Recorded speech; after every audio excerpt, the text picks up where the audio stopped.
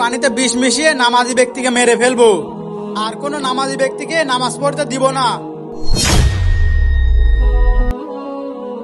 ওই তো একটা নামাজি ব্যক্তি আসছে, ওকেই পানি খাওয়াই মেরে ফেলবো।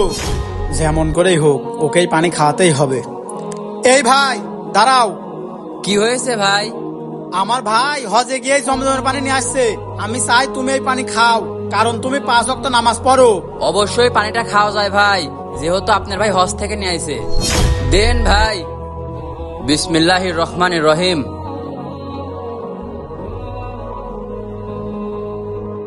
খা, এই পানিটা খেলেই তো তুই মরে যাবি। আলহামদুলিল্লাহ ভাই, আমার পানি খাওয়া শেষ।